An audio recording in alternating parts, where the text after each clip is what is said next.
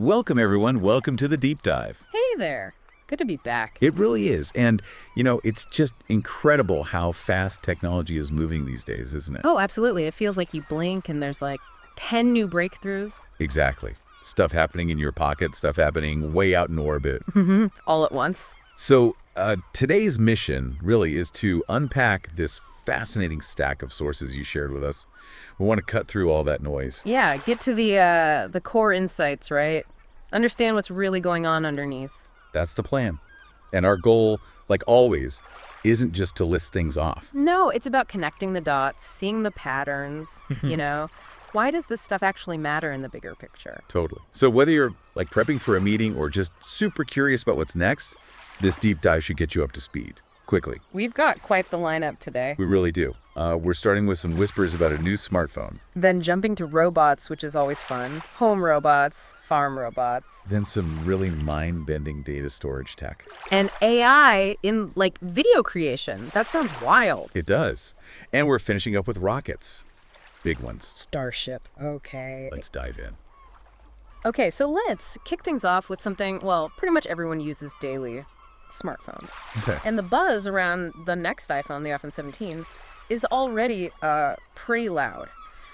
Some interesting leaks coming out of Cupertino. Leaks are always fun. What are we hearing? Colors, mostly. Yeah, specific color palette shifts. They're talking orange, a dark blue, pink, light green, and purple. Interesting mix. It makes you wonder, though, is it just about looking fresh, or is there a bigger strategy? Are these colors telling us something? That's a really good point. Because Apple, they don't just pick colors randomly. It's often a signal, right? It reflects market trends or maybe where they see their design heading. So what are the specifics? You mentioned the black is changing. Yeah, the leaks suggest the standard iPhone 17 and the Air models will get a noticeably darker black, really deep. Oh. And the blue and pink, they're described as more muted, kind of pastel. Yeah. Softer than maybe some previous versions. Right, less saturated. Exactly. And that light gold or yellowish one, it's apparently leaning more towards a warm, almost beige tone. Beige tone. And the blue is meant to be more saturated now, less grayish than before. It's kind of like choosing paint, isn't it? Yeah. A tiny shift in shade can totally change the vibe. Maybe they're going for a quieter luxury feel, less flashy tech. That makes sense. Like an accessory and not just a gadget. And what about the Pro models? That's where it gets really interesting, I heard. Yeah, totally new colors rumored there. A distinct, deep, dark blue and a really vibrant orange. Orange for a Pro. That's bold. It is. We haven't really seen those kinds of colors on the Pro line before. Really makes them stand out. And these aren't just fan renders, right? Yeah. People have seen prototypes. Apparently so. Mark Gurman at Bloomberg confirmed some images are real prototypes. They match earlier leaks, including that redesigned camera block we heard about. Okay, so there's some weight behind these leaks. Seems like it. It just shows how even subtle color changes can be, pretty significant for the brand year after year. Definitely a differentiator. Yeah. Okay, so from tech in our hands to tech under our hands, desks are getting smart now. They really are, moving beyond just a flat surface. Yeah, I saw that in the sources. The Zone 51 Platform Pro 160 sounds intense. What makes a desk future forward? Well, for starters, this one has integrated LED lighting all around the perimeter. Okay, mood lighting for your work. Kinda, yeah. But it's dynamic. You can have waves, pulsing. It can even react to sound. Whoa. Then there's a built-in wireless charging pad. Just, plonk your phone down, 15 watts. Convenient, no more fiddling with cables, for charging at least. Exactly. But the really cool part is this hidden integrated hub. Hidden hub? Yeah, you press a button and it pops up. Gives you 2 HDMI ports, 3 USB 3.0, USB-C LAN, even an SD card reader. Wow, okay. That's actually super useful, all built right in. Right, no dongles, no mess. And speaking of mess, does it help with cable management? That's always my nightmare. Oh yeah, it's designed for that. It's got a basket underneath, cutouts on the surface, dedicated channels. Really aims for that clutter-free look. Nice. What about ergonomics, height adjustable? Yep, 3 settings. 70, 75, or 80 centimeters, so you can adjust it for sitting, standing, whatever works. And it's pretty big. Decent size. 160 centimeters wide, 75 centimeters deep.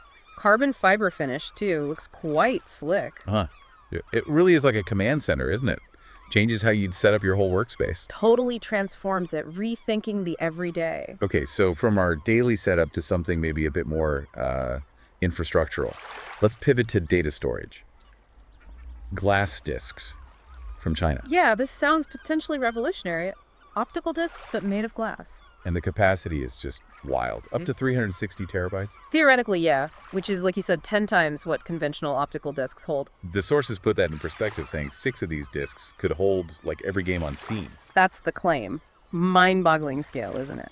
It really is. Yeah. So how does it work, this multi-dimensional glass storage? It's pretty clever. They use lasers to write tiny nanostructures inside a quartz disc. Inside, not just on the surface. Exactly. Think of it like etching incredibly small, complex 3D patterns within the glass itself using light, storing data in multiple dimensions. Okay, that's cool. And it's cost-effective to make. Apparently, yes. Which is key, right? But the really big deal here is longevity and durability. Right, because current storage, hard drives, flash drives, they don't last forever. Not at all. They degrade. They're vulnerable to heat, humidity, magnetic fields, all sorts of things. Glass, though, it's incredibly stable. So this stuff could last for centuries. Potentially, yeah. Think about archiving huge amounts of data, historical records, scientific data, maybe even human DNA sequences. This offers super dense, super stable, long-term storage. Could change everything for archives and data centers. It definitely solves the data permanence problem, but it's not for my home computer anytime soon. No, not yet. It's aimed squarely at large-scale data centers, institutions, that kind of thing. But they're planning mass production by late 2025. Wow, okay, keeping an eye on that. And speaking of tech, moving into our lives and infrastructure, robots. Always robots. We're seeing them push into homes and onto farms. Let's start at home. The Hivaha humanoid robot concept, what's the deal there? So this is a concept from China. A humanoid robot designed for, well, pretty much all sorts of domestic chores. Like cleaning, ironing. Cooking, moving things, tidying up. The whole shebang. And it looks human-like. How tall is it? Pretty human-sized, 165 centimeters, about 70 kilograms. It uses a mobile platform instead of legs, but the torso has 44 degrees of freedom. 44. That's a lot, so it can bend and twist quite naturally. Yeah, very fluid, very dexterous for manipulating objects. It's still a concept, mind you, undergoing AI training with engineers supervising. Right. But they're claiming it'll eventually have intellectual communication with appliances. What does that even mean? Good question. Maybe telling your oven to preheat via the robot. Voice commands relayed. It's a bit vague, but points to integration. Interesting. Okay, so that's the home front. What about out in the fields? The AI tractor. Ah, yes, the Honggu T70, also from China. This thing is fully autonomous, no driver, no cabin even. Just drives itself. How? Packed with tech. GPS, obviously, but also LDA sensors, think advanced laser mapping and neural networks. And the AI does what? Just steer. Much more. It analyzes the space around it, checks soil quality, can recognize different types of seeds, and adjusts things like plowing depth automatically. Whoa, that's very advanced. Is it electric? Fully electric, yeah. Dual motors, one for moving, one for the tools it's using. Gets about 6 hours on a charge. And it's efficient. Seems so. Claims are it can process 2 hectares, that's nearly 5 acres, in about 2.5 hours. Yeah. And it's designed for the whole farming cycle. From planting to harvest. That's the idea. And it's constantly collecting data, soil conditions, plant health, and sending it back to a central system for real-time analysis. Hints at seriously optimized farming in the future. Amazing potential there. And then there was that more whimsical robot, the trash bin. Yeah, the self-moving trash bins from Chinese bloggers. They have cameras. Follow your hand, try to catch falling trash. Probably not going to change the world, but But pretty creative. Shows how robotics can be used for, well, all sorts of problem solving, big and small. it really highlights the different challenges, too. A robot navigating a messy house versus one on a structured farm, different problems. Absolutely. Different environments, different types of interaction needed. Okay, so from robots helping us externally to tech that helps us internally.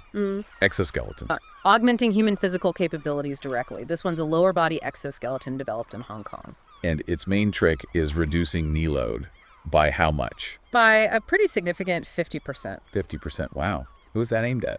Active people over 20.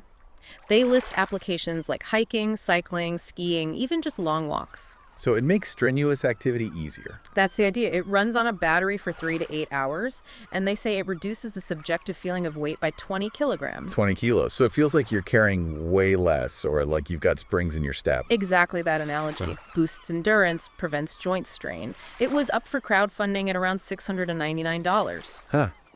The implications seem huge for, like, older people staying active. Or sports training, or people in physically demanding jobs. Absolutely. It could be revolutionary. Okay, fascinating stuff. Now let's switch gears from augmenting bodies to augmenting creativity. AI and video. Yeah, this field is moving incredibly fast. Let's start with Alibaba's 1.2.2 model. It's open source and free to use. Free video generation, what can it do? Generate video from text prompts, or even still images. And it's supposedly much better now at handling complex motion, like sports scenes. Does it look realistic? They claim it adheres to instructions better and even has some understanding of physics, which is a big step for realistic movement. How does it manage that? It uses something called an expert mixture architecture. Basically, different bits of the AI specialize. One does the overall scene, others handle fine details, makes the output more coherent. And it's accessible. How free is free? You can get unlimited 5-second videos at 720p using a slow queue for free, or use credits to generate faster. So pretty accessible for creators. That's already amazing. But then there's Runway's F model. This sounds like next level stuff. Yeah, this is where it gets, as you said, almost like magic. Runway F is described as a contextual video model. Meaning? Meaning it supposedly understands the scene, the context, not just the pixels, which unlocks incredible editing power. Editing existing video. You can add things, remove things, transform objects within the footage, change camera angles, change the whole style, alter the lighting, all with text prompts. Seriously. Like, take a video I shot and just type, add a sunset. Pretty much. The example given was telling it to make a tourist city appear in the background with a sunset, and the AI intelligently recomposes the shot, adds the city, adjusts the lighting, makes it look seamless. Okay, that's staggering.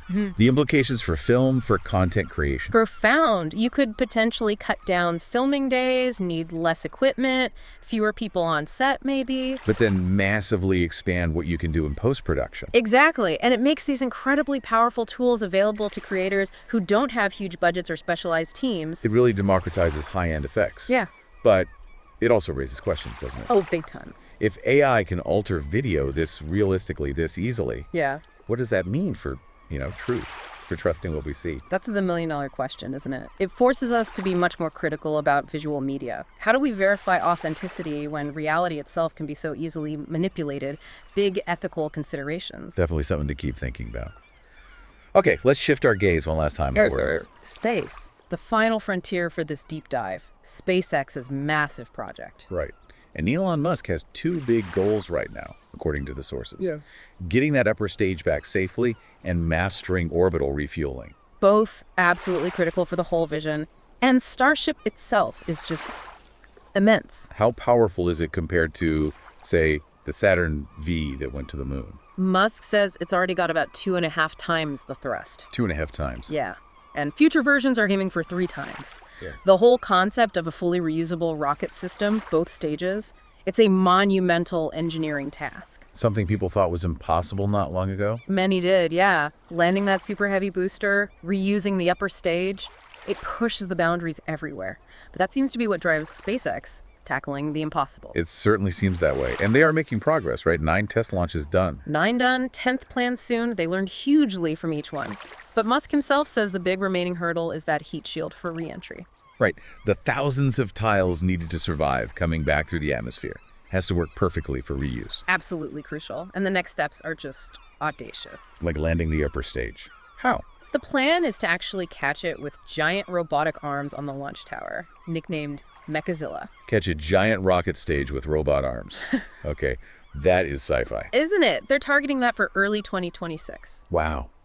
And the orbital refueling, how does that work? Initially, it'll involve 2 starships docking in orbit, one transferring fuel to the other, like air-to-air refueling, but in space. And that allows Much longer missions. It's the stepping stone to having orbital fuel depots later on. That dramatically extends range and cuts the cost for trips to the moon, Mars, beyond. So it's not just about launching big things, it's about creating an entire infrastructure in space. Exactly. It's about enabling sustained presence, exploration, maybe even colonization.